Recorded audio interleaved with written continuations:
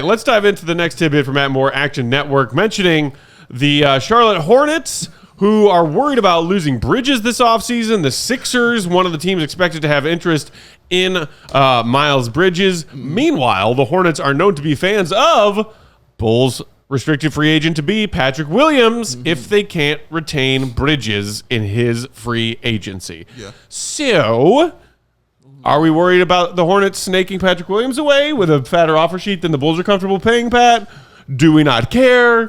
How should Bulls fans feel about this? Because I do think that the Hornets are one of what I would guess is more than one team who would come calling at Patrick Williams when free agency opens to see what his deal is. It's like Will said, when you talk about him fitting in with someone, he fits in with everyone, like because of the prototype. He's a multi-positional defender who can knock down threes. Yeah, you need that. Do you need that? Anybody? Oh, all 30 teams? Yeah, he fits in everywhere. So, yeah, definitely will fit in wonderfully with the Hornets.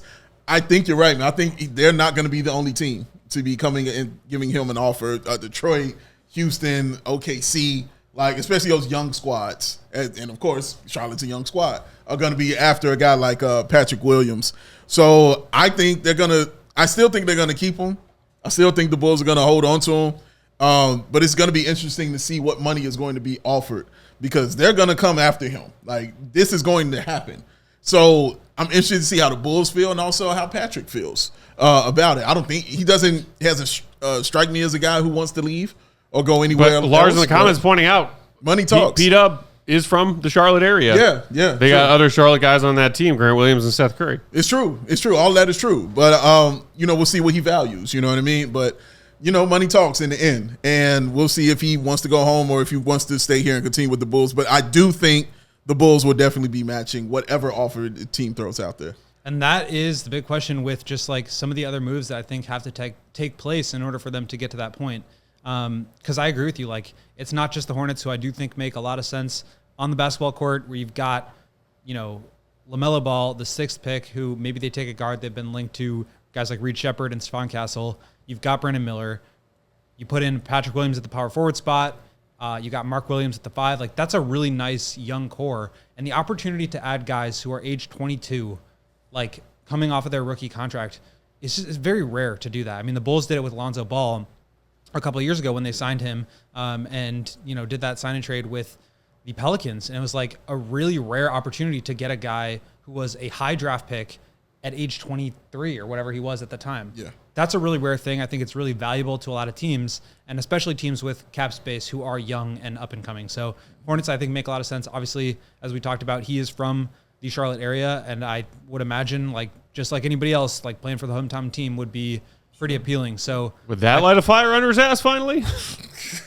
I mean, it's going to depend on what the offer is and how much space the Bulls have on their cap by the time they need to match anything. Yeah.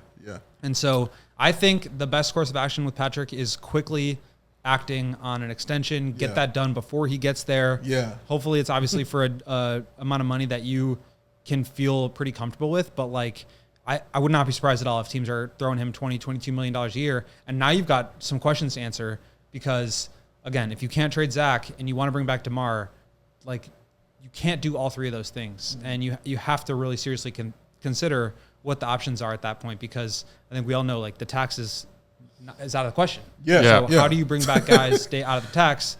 It's very difficult, especially when guys like Patrick are going to be drawing a lot of interest from some of these younger teams, especially ones with cap space who, they can just take Patrick into their cap space. They don't need to do a sign and trade where the Bulls could get something back. So if they don't either come up with a sign and trade deal or match the offer outright, like he can just walk into that cap space.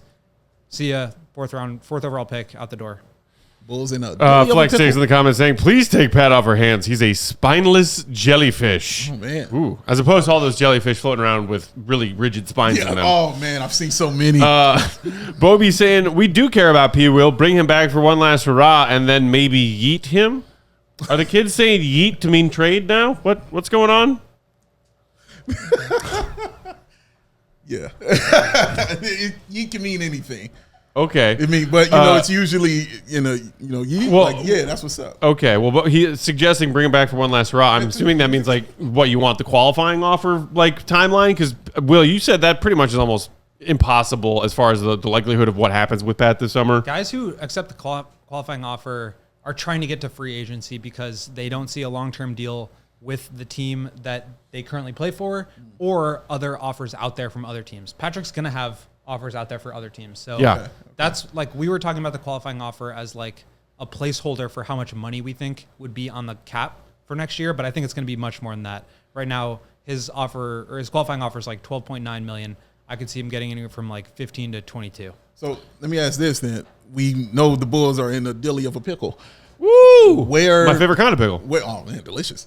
So where is that on the priority as far as Patrick Williams, knowing that these teams are after him, knowing that they'll give him these offer sheets, but you're saying, you want to wrap that up quick and not even kind of get into that, but also still want DeMar, also still going to trade Zach. So where does he fall in the list of like priority? Well, I think Zach is the number one priority for this team, and it makes sense why you would think that, right? Because in order to bring back DeMar and bring back Patrick, which AK said publicly that he wanted to do, you need to create space in order to do that.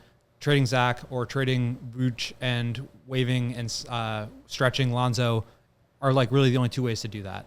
I don't know if there are going to be any takers for Vooch. I don't know if they want to just completely punt on Lonzo's comeback. I don't know if there's going to be any takers for Zach. So what happens if you can't do any of those things?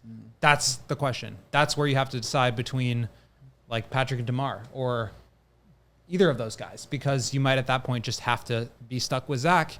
Or maybe you're like, you know what? We cannot afford to leave DeMar. We cannot afford for Patrick to leave. Let's just give up some assets, attach Caruso or multiple picks or one pick or whatever it is to Zach to get him out of here so that we can move forward with the rest of our core. We